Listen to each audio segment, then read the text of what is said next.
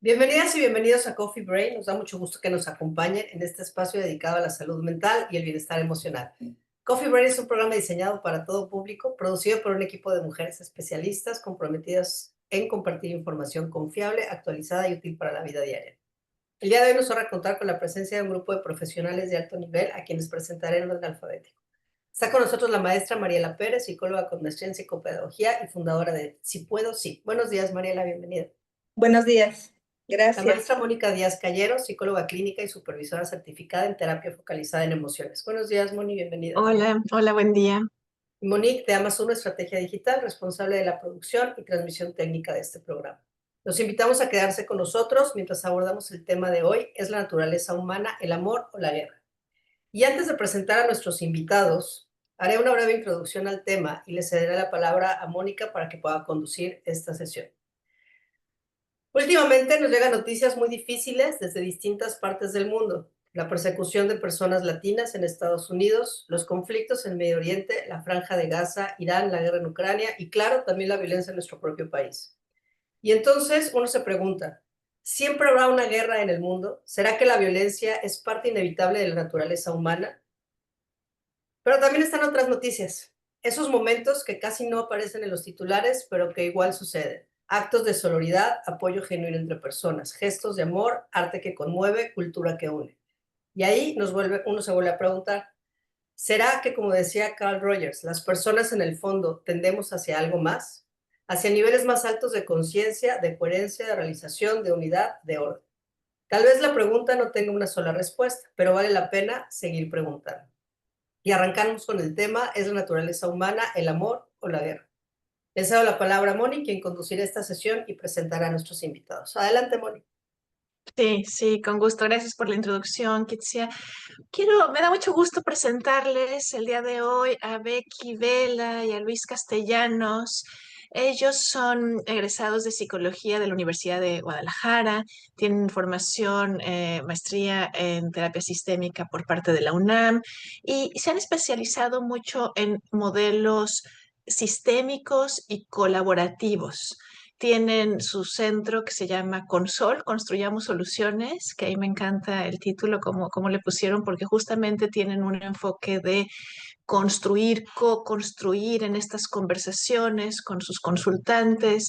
Ellos son equipo de trabajo, son pareja, yo los quiero y los admiro mucho. Eh, eh, Escribieron este libro que se llama Amor es, ¿no?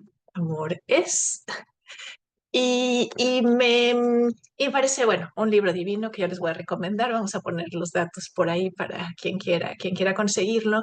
Y justamente hay unos capítulos que hablan acerca de la biología del amor.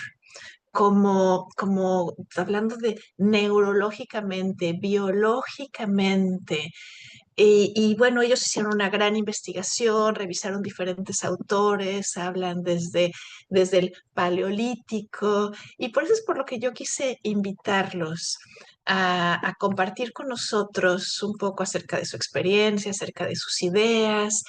Y sí, justamente a mí me llamó la atención cuando hablaban de este modelo de dominación versus el modelo de cooperación. Y me gustaría quizá empezar por ahí, por, porque nos platiquen un poco cómo es esto cuando decimos, ¿cuál es la naturaleza humana del ser humano? A veces dicen, es que el ser humano es violento o es que el ser humano es, eh, es sí, no, yo nunca he escuchado que digan es pacífico, pero sí, el ser humano tiende a desarrollar cosas sublimes, mejores, ¿no? Platíquenme un poco. Pues, ¿qué tal, Moni? ¿Qué tal, colegas y doctora? Muy buenos días. Antes que nada, gracias por tan hermosa introducción, Moni. Para nosotros es un gusto y un placer estar con nosotros. si quieres decirlo. No, pues nada, yo también igual muy feliz de estar con ustedes. Gracias por la invitación, gracias a todas y pues espero pues que tengamos una charla en la que aprendamos mucho y en la que podamos compartirles algo del trabajo que hemos estado haciendo en estos años y pues ya Moni nos presentó excelente y bueno, yo quería que primero hablara Becky más bien por esas razones que para no interrumpir nada.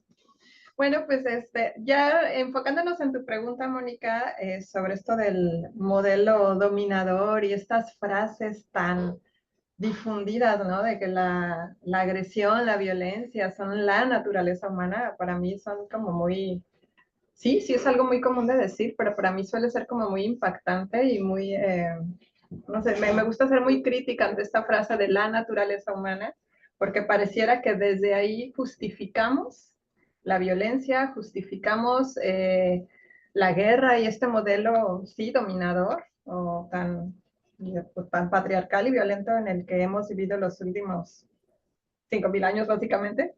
Sin embargo, no ha sido así, siempre no ha sido así. Digo, la humanidad tiene millones y millones de años y solamente tenemos un periodo más reciente en donde vemos esta constante, que tiene que ver con toda una serie de factores históricos, sociales, culturales, religiosos y demás, pero que sí me gustaría comenzar por cuestionar eso de que es naturaleza humana, como si fuese algo inevitable, como si fuese algo que siempre va a existir o que siempre ha sido así, porque creo que ese es el primer punto a cuestionar, ¿no? Y es bien interesante cuando te pones a estudiar precisamente desde la prehistoria. Hay gente que ya, si bien no hay tanta información al respecto, porque al final, pues, la antropología se empezó a estudiar esto apenas en el siglo XIX, y desde las primeras teorías que empezaron a estudiarlo, pareciera que esas eran sus conclusiones. Pero nuevamente lo ponemos en un contexto histórico, social, político y demás, y qué estaba sucediendo en el siglo XIX, ¿no? O sea, ¿desde qué mirada se empezó a estudiar todo esto? Pues desde una mirada muy centrada en lo que en aquel momento se consideraba normal, natural, queriendo ver desde la epistemología del presente lo que sucedió en un pasado en donde todo era completamente distinto a como vivimos hoy. Conforme ha ido avanzando también la antropología, la historia, los estudios y las investigaciones al respecto, se ha ido ampliando esta idea de que la naturaleza humana siempre ha sido violenta y de que gracias a la violencia hemos sobrevivido y evolucionado como especie, y se han desarrollado otras teorías y modelos de que nos sustentan y nos fundamentan cómo realmente el ser humano logró evolucionar gracias a la cooperación, gracias al amor, gracias a los cuidados, y que fue gracias a eso que realmente pudimos evolucionar, sobrevivir y desarrollarnos como especie. Bueno, yo también ahorita que escuché la palabra naturaleza, debo de confesar que me es una palabra muy complicada. Yo hace muchos años empecé a trabajar en la Universidad Politécnica de Quintana Roo y justo la asignatura que me dieron era la de una que se llamaba Valores del Ser, que todavía creo que sigue. Y en esa asignatura, que además se supone que en aquel tiempo, hace ya como unos, híjole, pues muchos años, como unos 12, 15, era un programa nacional donde esta asignatura iba a hablar de valores. Y entonces el primer tema era justo la naturaleza humana, así como esto, ¿no?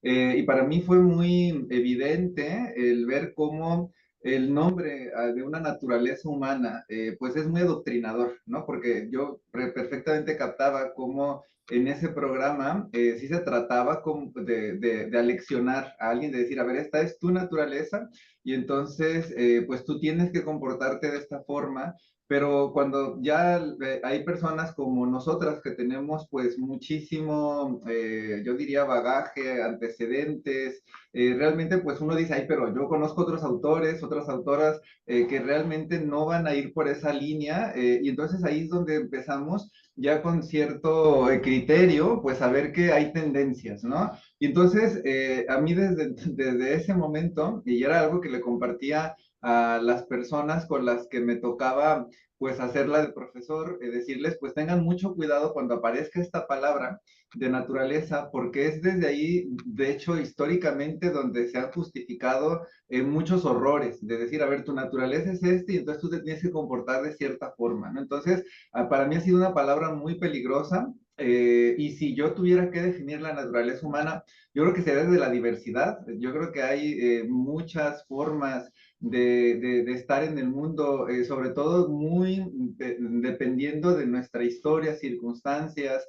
Y entonces aquí ya cuando tomamos como ese contexto, que para mí sí es muy importante, ya podemos empezar a ver que efectivamente sí, no vamos a negar que hay personas que van a tener una naturaleza, lo voy a poner entre comillas, y eso ya para mí naturaleza va a significar como una serie de circunstancias que van a rodear y que muy probablemente propicien que se den actos violentos, pero también van a haber personas que vamos a tener pues ya a lo mejor un contexto, circunstancias muchísimo más colaborativas, amorosas, donde ya el resultado es distinto, ¿no? Entonces, a mí al menos esto es lo que me enseña y lo que hemos hecho, parte de nuestro trabajo, es justo empezar a revisar los trabajos de personas que pues de alguna manera se han especializado, no sé si llamarle que le apuestan, porque lo cierto es que pues nadie tiene la certeza de hablar del pasado y de decir, pues esto es lo que ocurría, o sea, todo van a ser hipótesis, teorías, por más que se estudie bajo la arqueología, antropología, pues son evidencias y siempre va a estar este sesgo de interpretación. Entonces, para mí ha sido muy evidente que cuando las mujeres, que eso es un dato muy importante, y yo por eso me siento muy contento de estar hoy entre ustedes, porque pues no otra vez sigue repitiendo este patrón de que las mujeres, ¿no? Son quienes luego tienen otra forma de ver el mundo, de revisarlo. Y entonces esto que decía Becky, de que cuando empiezan a ver arqueólogas y antropólogas, que esa es la diferencia, pues empiezan a tener otra mirada muy distinta de la interpretación del pasado, que estaba siendo interpretado, por cierto, en un tema muy colonialista, muy patriarcal, de guerras, o sea, como teniendo esta mirada bastante violenta, hablando de que la naturaleza es que los hombres seamos soldados y las mujeres sean pues estas servidoras, esclavas, porque este es tu rol en la naturaleza, así te hizo Dios, o sea, como toda esta idea ya muy de doctrina, ¿no? Porque pues les digo que es adoctrinar prácticamente. Entonces, hay una autora que yo espero que la lean algún día, que es Marija Gimbutas. A ella, pues hay de hecho una película en YouTube, lo pueden consultar. También hay todavía libros en PDF, porque lamentablemente, pues creo que no se han sacado libros electrónicos, al menos hasta hace un par de años que había consultado. Como es una autora que prácticamente publicó en 1950, 60, hasta los 70, o sea, como que hay que dar los libros, y yo alguna vez quise conseguir uno, pero ahí no sé si me costaba 9,000 pesos, una cosa así, y son de estos que ya son casi que históricos para tenerse en una vitrina. Y bueno, pero están los PDFs, creo que les podemos compartir incluso al rato una Mónica, si no es que ya se lo compartimos, y ella es la que empieza a darse cuenta que hay muchas inconsistencias, sobre todo en el periodo más que paleolítico, en el neolítico, que es donde hay una diferencia, porque si bien la humanidad más que millones de años tendrá unos 120,000 años, según algunas personas, como estos Homo sapiens que llegamos a ser todas, todos, todes, y de 5,000 años, y que de ahí también ya hay dudas, porque yo no sé si sea cierto, pero ahora que me he metido al Facebook hay ya datos que dicen, no, es que son años muchos más atrás, pero bueno, el tema es que yo tengo 48 y ya hablar de 120,000 se me hacen muchos, ya hablar de millones, pues no sabemos realmente qué haya pasado, ¿no? Pero lo que sí, esta Marija Gimbutas empieza a investigar que hay sociedades en el periodo neolítico que tienen una forma de organización muy interesante, muy colaborativo, y sobre todo se empiezan a basar en estas sociedades que aproximadamente más o menos están entre hace 30,000, 25,000 años. Y entonces hay evidencias, rastros arqueológicos, donde estas sociedades, por ejemplo, lo que tenían era un respeto, admiración, veneración por las diosas, que son todas estas figurillas que ustedes han visto, que son talladas, que hay muchísimas, y que, por ejemplo, estudiando más, ella se da cuenta que pues en sus restos arqueológicos, pues no hay tampoco, como cuando vamos acá a las pirámides en esta península de Yucatán, estos rastros y restos de dioses, hombres, guerreros. No, eso no existe. O sea, no hay como un nombre de gobernantes, ni hombres ni mujeres. Entonces, por esa razón se da la interpretación de que son sociedades muchísimo más colaborativas. Lo que más hay, pues son estos... como lo decía, diosas, también hay ciertas figuras que hacen sobre todo referencia a la fertilidad, a lo que vienen siendo pues las distinciones de órganos genitales femeninos, también masculinos, hay muchos falos, por lo que se da también esta interpretación de que eran sociedades muchísimo más organizadas en el placer y se empieza a investigar más y entonces se empieza a ver cómo en esas sociedades es donde muy probablemente surgió la agricultura, domesticación de plantas, animales, además de manera como muy interesante, luego ya una Rhea Eisler, que también se la recomiendo muchísimo, ella sí está viva, escribe los libros como El cáliz y la espada, El placer sagrado, y la pueden seguir en Twitter, en Instagram, creo que también tienen sus cuentas de Partnership Center, así es como se llama, y ella es la que da como todas estas interpretaciones, a ella la consideran como una teórica de la evolución, pero es desde una evolución, desde estas sociedades mucho más colaborativas, gilánicas, les llama ella, y entonces, por ejemplo, pues en esas sociedades no hay construcciones con murallas, no se ve que haya habido la guerra, y ella pues se atreve a afirmar que son sociedades que vivieron entre 30 a 25 mil años hasta el 9000 antes de Cristo, así que son muchísimos milenios de años, y pues la forma de organizarse, ella cree que es muy distinta, habla mucho del papel central de las mujeres como incluso muy probablemente las inventoras de la agricultura, de esta domesticación de plantas y animales, pues por lo que vemos, ¿no? Quienes alimentan realmente a las crías, pues son las mujeres, quienes son más sensibles con los animales, pues son las mujeres, entonces desde ahí ella va viendo cómo se justifica todo este tema de, ¿qué podríamos decir? Pues de tener esta admiración por las cuerpos femeninos. También están estas diosas donde pues se tienen ya esta sincronicidad con los ciclos lunares y también las menstruaciones. Entonces, pues son sociedades maravillosas con alcantarillado, unas construcciones magníficas, o sea, es maravilloso leer a Rhea Eisler, a Marija Gimbutas y a otras autoras más que Becky también ahorita yo creo que les va a compartir y que ellas nos hablan entonces de esta evidencia que surge y que habla de sociedades distintas que duraron hasta hace unos 5000 años. Ellas sobre todo estas sociedades, por ejemplo, de donde viene esta idea de la Antártida, de Creta, desaparecen en el 3000 antes de Cristo y ahí es donde ellas hablan de esta historia del patriarcado, que ahí es donde cambia todo, ¿no? Pero la guerra, de alguna manera, no es que siempre ha estado presente, para ellas y para estas autoras, tiene una historia. Nosotros en el libro le hablamos la historia del patriarcado, justo nosotros lo que hacemos es un resumen de estas ideas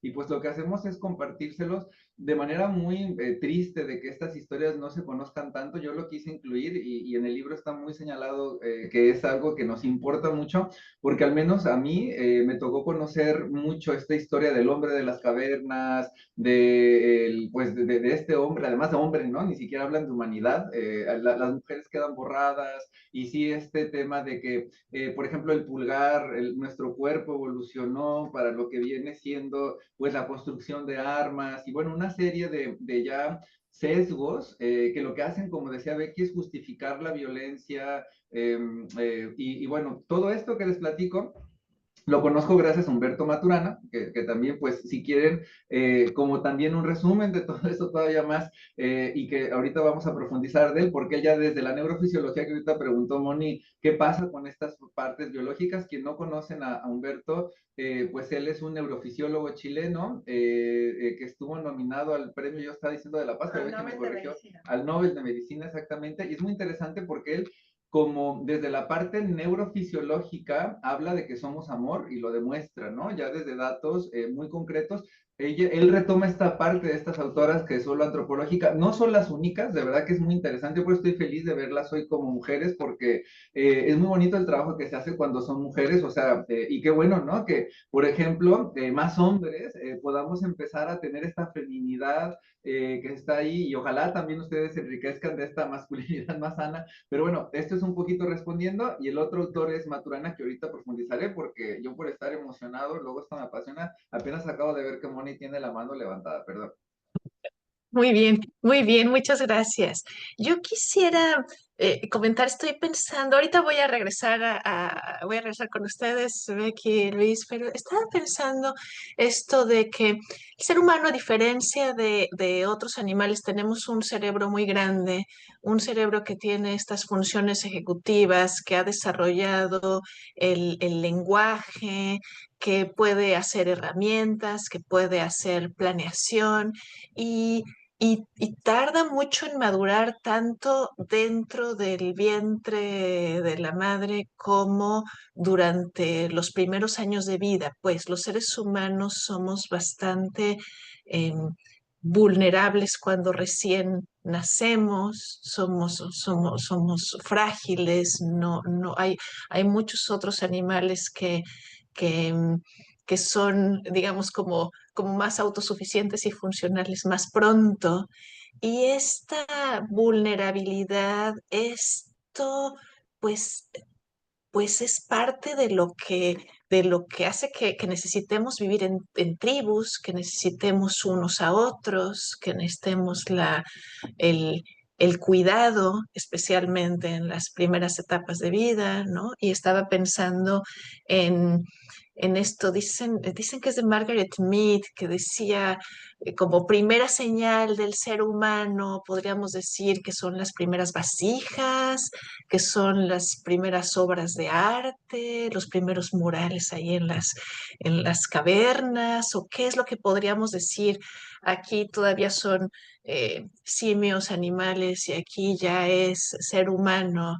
Y Margaret Mead dice, la primera señal que tenemos de humanidad es que se encontró un, un, un, pues rastros de una persona que había tenido el fémur roto y que había sanado, ¿no? Y dice, eso significa que alguien cuidó a esta persona durante un tiempo prolongado, porque el fémur no sana pronto y tener un fémur roto significa que no puedes ir a buscar alimentos por ti solo, ¿no? Entonces ella lo habla como señal de humanidad, como esto del cuidado. Ahora, a mí me gustaría darle la palabra también a Kitsia y a Mariela. Em, hoy me llegaba un chiste, que alguien me mandó un chiste que donde el psiquiatra le pregunta al paciente, ¿y ha tenido pensamientos negativos? Y el paciente le dice, pues lo normal. Y el psiquiatra le dice, bueno, no, lo normal es no tenerlos, ¿no? O sea, como, ¿no? O preguntarle a Mariela, como, tú que trabajas tanto con niños chiquitos, que claro, hay niños molestones, agresivos, que molestan a otros, pero sería como lo normal, los niños pelean, o me gustaría Bueno, escuchar eso un poco. bueno, escuchando aquí toda esta conversación, ¿no? La verdad es que yo he trabajado mucho con niños de todas las edades, adolescentes también, y pues sí he visto incrementada una necesidad, ¿no? De atender en la parte de convivencia, ¿no? En el sentido de la convivencia humana que cada vez se hace un poco más hostil, más difícil, ¿no? Y que pues también nos quejamos mucho de que las cosas antes eran mejores y de que ahora ya somos peores y que somos más violentos y pues sí, hay una parte de verdad, pero también no debemos de olvidar que los niños y las infancias y los adolescentes tienen un entorno, ¿no? Y ese entorno lo construimos todos, ¿no? Estamos en un constante convivencia, desarrollo, etcétera, y que en nuestra humanidad ha pasado por momentos muy estresantes que no conocíamos, ¿no? Y siempre enfrentarse a lo desconocido impacta, estresa y en este sentido pues se genera una sensación muy incómoda que pues tenemos que aprender a afrontar. Y también por otro lado, el hecho de que dentro de las interacciones se hayan dado modelos no tan positivos, sino negativos en nuestra comunidad, ¿no? En los medios masivos de comunicación se normalizan pues las burlas, ¿no? Yo he visto muchos niños que se la pasan riéndose de videos de la gente que se cae o la gente que tiene algún problema. Y también, pues en este sentido de pertenencia, que cada vez estamos más solos, más aislados en los medios de comunicación masivos, pero con poca conexión cara a cara. Y ahorita que hablabas también de esta parte del amor, ¿no? Y yo veo como un bebé recién nacido a las pocas semanas, cuando hace contacto con un gesto humano, como tiene una sonrisita preciosa, ¿no? Y cómo esa primera sonrisa y esa reacción así tan bonita, tan natural, ¿no? Y ahí sí siento que entra la naturaleza humana.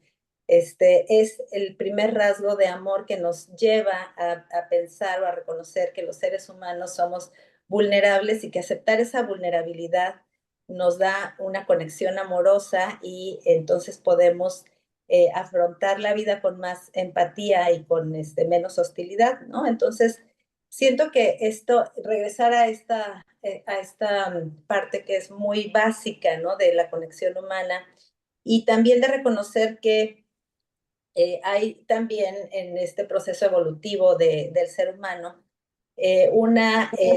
una necesidad de conectar, ¿no? Que esa es una necesidad, un deseo que todos tenemos y que de ese deseo surge también pues conductas violentas como el bullying, ¿no? Porque en realidad los niños y las personas que enfrentan esta hostilidad lo que quieren en el fondo es sentir esa aceptación y esa conexión y el miedo tan intenso de poder ser excluidos de un ambiente social, pues es lo que los lleva a tener estas conductas tan poco asertivas para nuestra sociedad, ¿no? Y como esto se da en los inicios del desarrollo, ¿no? En las infancias, pues son lugares que nos van tocando vivir y yo he visto que deja huellas bastante hondas en la vida de las personas a nivel de trauma y que creo que los adultos tenemos que aprender a modelar el respeto, la empatía y sobre todo enseñarles a autorregularse. En esto que decías de las funciones ejecutivas, creo que así como cualquier proceso cognitivo, como enseñamos a hablar, como enseñamos a leer, a escribir, etcétera, también necesitamos reconocer que ahora es muy importante y en especial poner mucha atención en esta enseñanza y aprendizaje de la autorregulación. Mm. Gracias, gracias, Marilena. Sí, y ahorita que estás hablando de el ambiente donde viven los niños, sí, claro, si están en un ambiente hostil, quizá van a aprender estas estrategias hostiles como su forma de incluirse en el mundo o de sentir como que pues no te queda más que o dominas o eres dominado, ¿no? Y pues mejor dominar, ¿no? Me hace pensar también en algo que, que, que, que- que leí en este libro de Becky Luis, que habla de los ambientes naturales donde se ha desarrollado el ser humano, que justamente decían en ambientes más como fértiles, donde hay abundancia de comida, de agua, entonces los grupos pues se quedan ahí donde están, como que no hay mucha necesidad de moverse ni de buscar nada más, pero en ambientes más áridos es donde hay estos grupos nómadas que tienen que estar constantemente moviéndose y me encantaría darles la palabra para que nos expliquen un poquito cómo es esto, cómo se explica este cambio de estas sociedades fundamentalmente pacíficas y colaborativas a, a estas que empezaron a hacer la guerra. Sí, bueno, en ese sentido, en el capítulo lo que citamos es a Rian Eisler, que explica precisamente cómo había en la era, ay, ¿no es la neolítica la otra? La neolítica, sí, distintos asentamientos humanos, sí, efectivamente, los más matrísticos, los más que adoraban la vida, donde estas sociedades de las que ya les hablaba Luis, que eran solidarias, donde no había autoridad, donde no había jerarquías, y había mucha colaboración y solidaridad, que estaban justo en contextos donde había agua, las tierras eran fértiles, entonces se prestaba para sociedades en donde hubiese un alto desarrollo de arte, de cultura, digamos, están más sentadas en la vida y en el placer. Y había en otros contextos lo que ella llama los curgos, que eran sociedades de personas que eran como más de sobrevivir a través de la caza, porque estaban en ambientes donde no se daba tanto la vida, porque las tierras no eran tan fértiles, entonces eran más de comer carne, de dominar animales, de domesticar animales, plantas, y por lo tanto estas sociedades que ella empieza a clasificar como los primeros patriarcales, donde la dominación y el poder eran básicos para la supervivencia. Entonces se empiezan a dar estas jerarquías en donde el hombre se coloca encima de la mujer, donde el hombre empieza a conquistar tierras, animales, y fueron ellos los que llegaron a conquistar las tierras de estas otras sociedades más pacíficas. Humberto Maturana nos habla de que nosotros somos una cultura híbrida entre estas sociedades que fueron mucho más amorosas, solidarias, que evolucionaron gracias a la cooperación, la solidaridad y los cuidados, y estas otras sociedades que llegaron a conquistarnos, en donde se veneraba más el poder, la dominación, la violencia, y por eso es que hoy en día observamos esto de lo que hablaba la doctora Kitsia en la introducción, el que vemos, sí, sigue habiendo muchos conflictos bélicos, sí, sigue habiendo gente en el poder que va a promover estos conflictos bélicos y esta violencia y demás, pero también tenemos muchos otros grupos humanos y muchas otras personas, los activistas, las ONGs, todas estas personas que estamos procurando apoyar de una u otra manera desde la solidaridad, la sororidad, el altruismo a las personas necesitadas o en situación de vulnerabilidad, porque tenemos estas dos partes. Y entonces Humberto Maturana nos habla de que podemos ser Homo sapiens amans o ser Homo sapiens aggressans, y que este modelo dominador nos está llevando a la destrucción del planeta y de la sociedad. También todo el desastre ecológico que vemos es gracias a ese modelo que pues ya es capitalista, de consumir, consumir, consumir, consumir, dominar, dominar, acaparar, esta falsa ilusión, ¿no? De que la tierra me pertenece, las personas me pertenecen, viene de esta filosofía que es la que siento que nos está afectando en la actualidad, ¿no?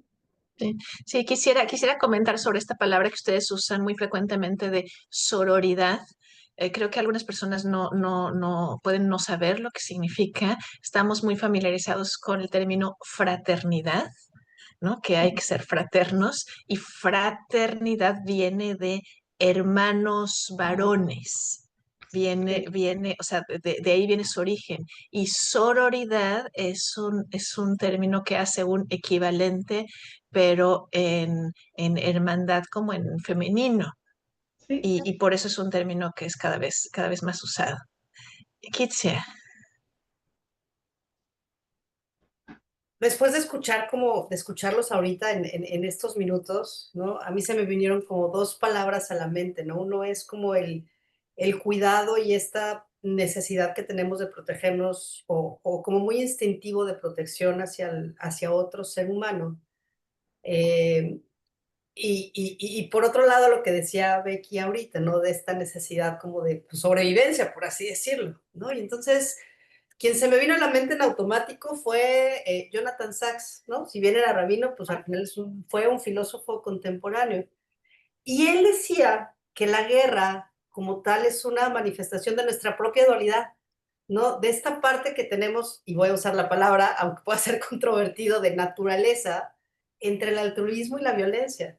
Cuando hablamos cuando nos damos como estas partes muy primitivas y muy instintivas, los seres humanos nos movemos muchas veces dentro de esos dos polos. Entonces, cuando tratan de entender, o él lo que explica, unas partes de las que explica de por dónde viene la guerra, él habla que la guerra muchas veces viene de los temas espirituales y religiosos, y no porque él sea o fue un rabino, sino nuestra capacidad, nuestra mente, y me voy a regresar un poco a lo que comentaba Luis del paleolítico, del neolítico y demás. Los seres humanos tenemos una mente muy limitada, ¿no? Hay cosas que nuestra mente no alcanza a explicar. Y en esta evolución del ser humano es donde el hombre, para poder explicar eso que su mente no le permite, desarrolla la espiritualidad. Y de ahí parten como formas, ¿no? De ahí parten estructuras, de ahí parten como adoctrinamientos, pero al final los seres humanos, sin ponerle nombre, tenemos una necesidad de explicar lo que no podemos y de ahí surge la espiritualidad. Y en sus teorías o en lo que él escribe, pues él dice que al final, cuando logramos integrar todas estas partes del ser humano, que la guerra no es un destino inevitable, aunque las pulsiones tienden más hacia allá después de la espiritualidad, después de que le damos las formas a la espiritualidad. Y concluye esto, que es una dualidad humana por abusar como de esta otra parte y de irla adaptando a las estructuras sociales para el beneficio de un cierto grupo. Y entonces, digo, no es tan desesperante porque él dice que mientras podamos seguir practicando la empatía, el diálogo, búsqueda de reconciliación, eh, observar como el dolor de todos, pues bueno, se podrá hacer como algo diferente en la vida. Entonces, bueno, es como una visión un poco diferente de cómo surgen estas dos partes. Eso es lo que quería. Se me vino a la mente. Sí, sí, sí, sí, sí. Y te digo una cosa, ahorita que estabas hablando como de el cuidado versus la supervivencia, o sea, como mi supervivencia individual, ¿no? O sea, como mi necesidad de protegerme, pues se me viene a la mente lo que hemos estado hablando en nuestros Coffee Brains de los límites. O sea, sí hay una parte humana que, que me parece como muy importante cuando escucho, Becky, esto de que, bueno, estaban estas sociedades tan, tan, tan pacíficas, tan armoniosas, y entonces luego llegaron los conquistadores y pues no tenían ni con qué defenderse, ¿no? Pues sí, pienso en que, claro, necesitamos poner límites, ¿no? El reto es cómo poner límites no violentos, ¿no? No responder la violencia con violencia, sino poner límites protectores, saludables. Eh, Me gustaría regresar la palabra a Becky y Luis, que yo sé que todavía tienen cosas pendientes que compartirnos. No, pues adelante, yo siempre, sí. Pues fíjate que ahorita que hablas de límites, pues sí, yo creo que sí es una palabra fundamental, pero pues partir de que el límite pues va a ser una acción de autocuidado que yo pueda definir justo para protegerme. Coincido contigo en que no se trata de responder a la violencia con más violencia, porque eso sería caer de nuevo en la misma lógica patriarcal. Sin embargo, sí es bien difícil cuando ya estás en un contexto donde las personas que vienen con esta lógica dominadora de conquista y tú no tienes con qué defenderte, pues va a ser difícil poder resistir.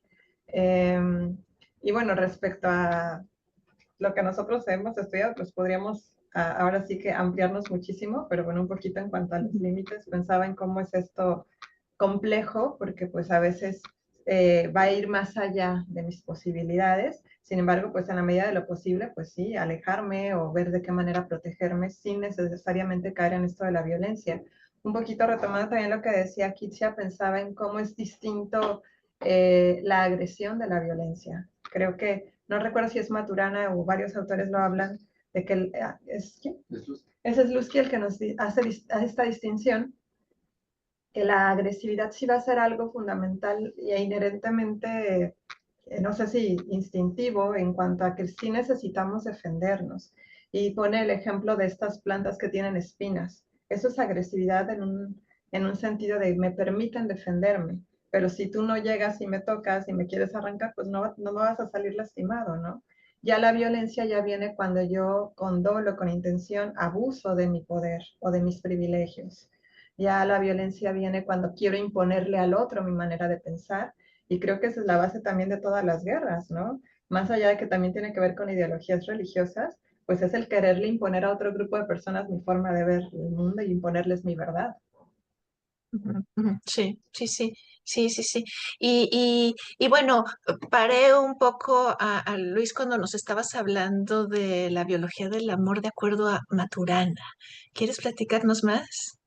Sí, pues bueno, nada más agregar que pues este es un trabajo de justo estoy tratando de recordar el libro, a ver si ahorita me viene el nombre, pero me acuerdo solo de la segunda parte.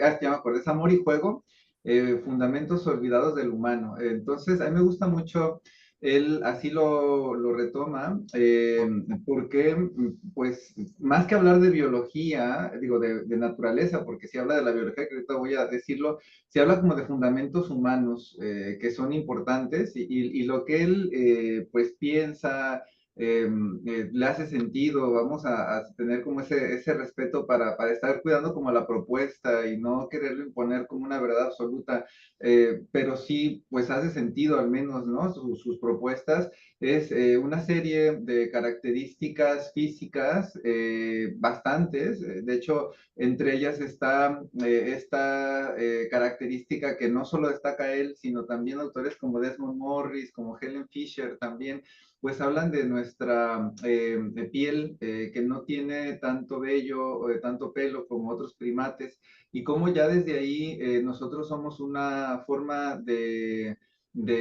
pues de homínido, vamos a ponernos esa categoría distinta, porque necesitamos ser acariciadas, acariciados, acariciades, necesitamos el contacto.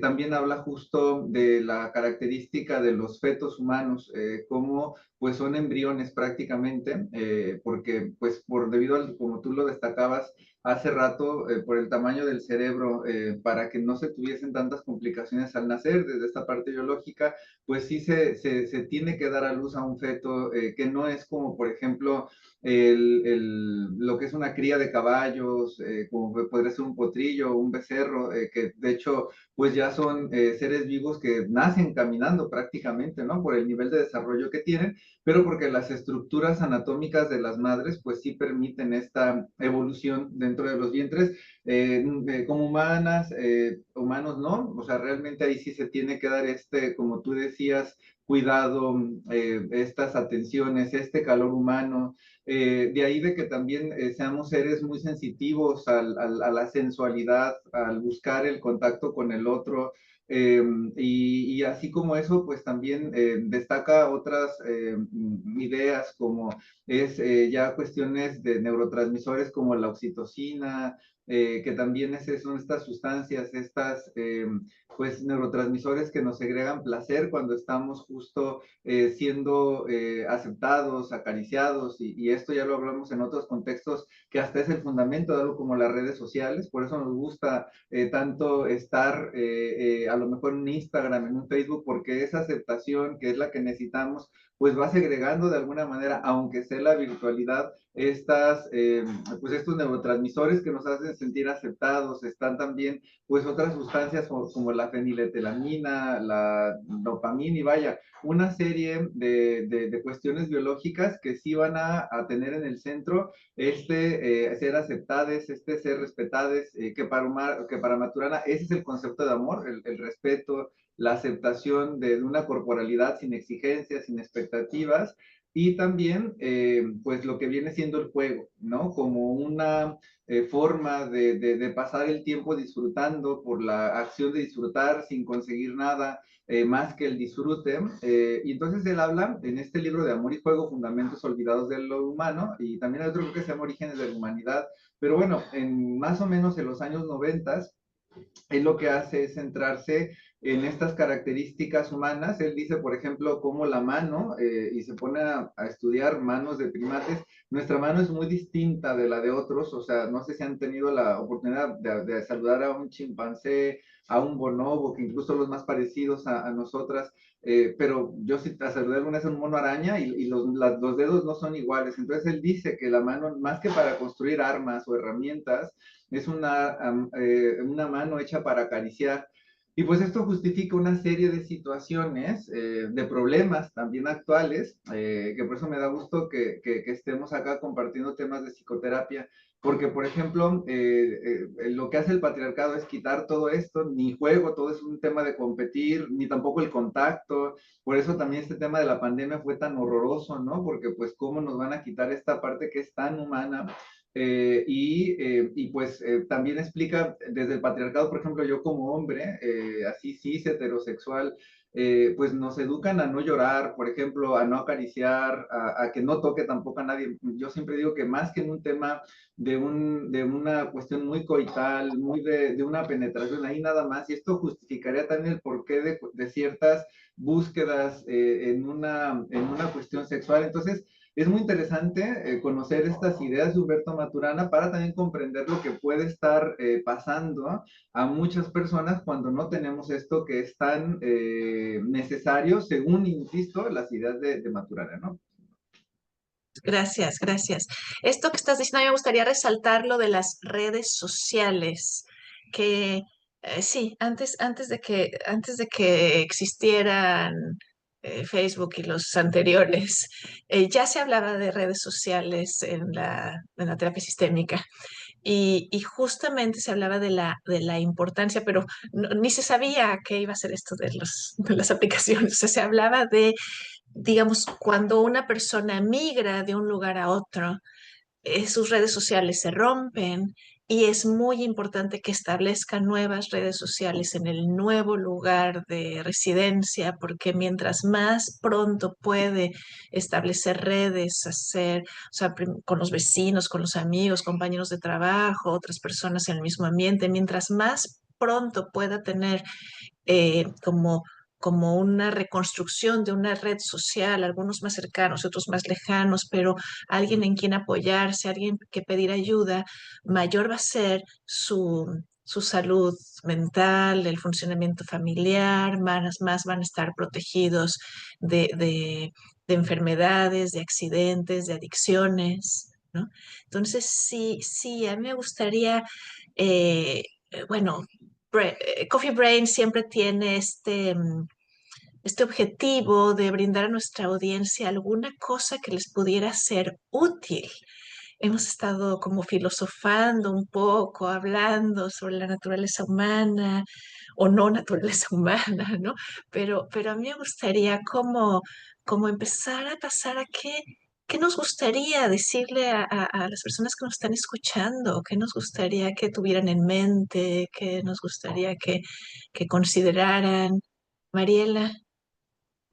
Bueno, a mí me encantaría decir que para mí el juego, como mencionaban Becky y Luis, es un factor importantísimo para el desarrollo de todo ser humano y que pues retomar espacios de juego pues hace que, el tono, la convivencia, la interacción, el disfrute, la risa, pues cambie, ¿no? Y que también a través del juego, pues aprendemos muchísimas cosas, ¿no? Y como todo es un juego, pues los juegos nos llevan a no sentir la presión de tener que hacer las cosas bien, sino simplemente estamos jugando, ¿no?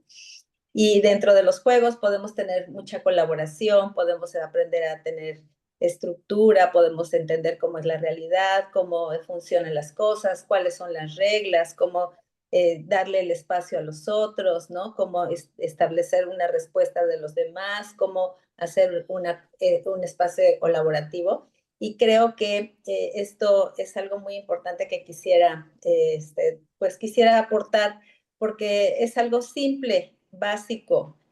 No se necesita mucho dinero, es más, no se necesita nada de dinero, simplemente se necesita generar ese espacio y tener un poquito de creatividad y de iniciativa. Entonces, Los niños juegan, eso como que no nos queda claro, así que yo lo ubico como una necesidad. Eh, los adultos, los adultos también jugamos, ¿no? Bueno, al menos mi trabajo maravillosamente es jugar todos los días, ¿no? Con los niños y creo que eso me mantiene viva y conectada, ¿no? Y me ha dado mucho placer mi profesión, pero yo creo que los adultos también necesitamos aprender a jugar y creo que también culturalmente parece que el juego solamente es para los niños, ¿no? Pero yo creo que el juego es para todos los seres humanos. Sería importante, claro. Sí, sí. Sí, no, pues yo nada más, como tú pides algo concreto, y justo yo creo que lo concreto también pudiera ser, además de jugar, que para Maturana es toda actividad que se disfruta en sí mismo y no se hace por un resultado más allá del disfrute, ¿no? Que puede ser, no sé, digo, yo de verdad que me encanta, digo, tú has participado en lo que hacemos, incluso el libro fue un juego, ¿no? Para mí, más que otra cosa, por eso pues tiene ciertas características que me hicieron a mí al menos pues sentido y que me gustaron. Entonces, el jugar puede ser cualquier cosa que se disfrute y que lo hagamos por el simple hecho de hacerlo y eso pues sería una excelente recomendación, como decía Mariela. Y aparte de eso, yo también creo que es tener justo esta idea de que podemos estar eligiendo tener una actitud, un desempeño muchísimo más hay diferentes nombres de maneras de nombrarlo. Puede ser amoroso, si lo hablamos ya desde como lo entendemos y lo proponemos en el libro. Para Maturana es una actitud más matrística con Z, que hace referencia a este honrar, pues amor que él les pone en sus libros. Para Rian Eisler es tener una cultura más gilánica, que justo honra toda estas culturas ancestrales de las diosas y demás. Pero vaya, el tema es poder ser amorosos o también ser patriarcales. Digo, eso ya yo creo que está en cada decisión. Justo el juego yo creo que nos ayuda a tomar actitudes más amorosas, por ejemplo, y esto va de cualquier cosa. Por ejemplo, incluso estar en este espacio que tiene este nombre tan bonito, ¿no? Pues así como un café para estar aquí pensando, reflexionando, platicando, que es una conversación y ya desde aquí la puedo estar viendo desde ese placer y juego, o ya también puede ser desde otra lógica, ¿no? Y así puede ser cualquier detalle. Yo puedo, por ejemplo, como decíamos al inicio, ver una noticia y también dependiendo qué es lo que voy a hacer con esa información y cualquier otra cosa de nuestro trabajo también. Entonces, es justo estar viendo, ya que entendamos que esto es una opción, cómo queremos vivir nuestra existencia, ¿no? Si es desde una lógica más amorosa o si es desde una lógica patriarcal. Para todas estas personas que mencionamos, el patriarcado es una forma de pensar que no solo es de hombres, mujeres, de personas no binarias, y que consiste en toda actitud que lo que intenta es dominar, imponer, violentar, poseer, imponerse de las maneras que sean, ¿no? Estas competencias, o sea, todo eso va a ser una lógica patriarcal que va a seguir abonando pues a esto que viene para Maturana enfermarnos. O sea, como yo sé que estoy en una lógica así, pues porque voy a causar problemas. No sé, yo siempre pienso en Trump como una persona, pues así, ¿no? Patriarcal, como es la encarnación del patriarcado, justo lo que decíamos, las noticias que leía Kitsia, pues son así, ¿no? El migrante es otra persona, es cómo voy a proteger, cómo voy a luchar, cómo ejerzo el poder. Y la pregunta que decían, ¿cómo le pones un límite a alguien que tiene todo el poder, ¿no? Pues es que yo no sé si va a ser posible poner el límite, si no va a ser una lógica patriarcal, pero por eso es, Maturana también, otra idea que propone es la reflexión de decir cómo vamos a poder reflexionar, sobre todo, por ejemplo, pensando en México, tan nos acompañas, Mónica, en esta narcocultura que tenemos, súper patriarcal también. Entonces, es todo esto. Sí, sí, sí. Sí, sí, yo me quedo con la idea de crear más espacios amorosos, que hay como muchas formas de hacer espacios amorosos que pueden ser de reflexión, artísticos, de juego, ¿no? Sí, o sea, como de ir ocupando más espacio con espacios de conexión. Por acá tenemos el comentario de nuestra colega Corina que decía que luego la gente no quiere una relación formal, sino más casual, porque así elimina la presión de la expectativa y, y bueno, amor es muchas cosas, pues, ¿no? Amor muchas veces es placer, es diversión, también muchas veces amor es compromiso, ¿no? Sí, Sí, justo sí, es lo que Becky. le iba a decir, la importancia también de hacer cosas placenteras. Como ya bien citaba Luis, Maturana nos habla de que cuando no vivimos desde el amor nos enfermamos, cuando nos aislamos, un poco lo que decías de las redes sociales, también nos enfermamos. Si yo me aíslo de mi medio, voy a enfermarme, ¿no? Entonces, creo que si nos vamos a recomendaciones prácticas y puntuales, creo que es importante que nos conectemos, así como con el juego, con actividades que nos generen placer. Recordar que nuestras manos, nuestra esencia tiene que ver con el amor, las manos tienen que ver con fueron hechas para acariciar. Entonces, desde acariciarme a mí, a mis mascotas, a mis plantas, a mi entorno, de una manera tanto literal como simbólica, me parece un tip chiquito, pero muy práctico e útil. Muchas gracias. Pues digo yo, para concluir, no olvidar que al final los seres humanos no dejamos de ser animales sociales, ¿no? Y se nos olvidó. Creo que vivimos en una época de venerarnos a nosotros mismos y a veces se nos ha olvidado como el nosotros. Entonces yo creo que si tenemos presente como el nosotros y de manera receptiva podemos percibir todo este mundo caótico, el altruismo surge por sí solo, ¿no? Liberamos oxitocina y viene como este impulso de querer ayudar y por eso nos sentimos tan bien cuando ayudamos. Si hay una cuestión como biológica. Entonces, pues no olvidarnos de eso, ¿no? Que necesitamos estar literalmente en manada, ¿no? Y fomentar amistad, confianza, lealtad, eh, salir de esos espacios, pues, solitarios. Pues, comentario final. Así es, así es. Pues bueno, yo creo que vamos a ir cerrando las próximas sesiones. Bueno, la próxima vamos a hablar sobre adultos con TDA, cómo impacta la dinámica de la pareja. Y la siguiente vamos a seguir con otro tema de pareja que tiene que ver con el trauma y cómo afecta la dinámica de la pareja. Pero a mí me encanta que antes de entrar a estos temas de pareja el día de hoy nos hayamos centrado en el amor. Pues sí, llegamos al final de esta edición de Coffee Brain. Agradecemos profundamente su presencia, así como el interés y participación activa en este espacio. Gracias a Becky y a Luis por habernos acompañado, a las integrantes del equipo de Brain and Mind y el equipo técnico liderado por Monique de Amazon Estrategia Digital. Esperamos que la información compartida hoy haya sido clara, relevante y de utilidad para su vida profesional y personal. Les invitamos a seguirnos en nuestras redes sociales, Instagram, Facebook, YouTube como Brain and Mind MX y, por supuesto, en nuestro nuevo podcast en Spotify. Les recuerdo que el episodio de hoy queda grabado en YouTube y pueden visitar la página web para conocer más sobre el equipo. Los datos de contacto de nuestros invitados los pueden encontrar en la descripción del video y nos encontramos la próxima semana a la misma hora por los mismos medios con el tema Adultos con TDAH, cómo impacta la dinámica de pareja. Gracias por acompañarnos y hasta la próxima.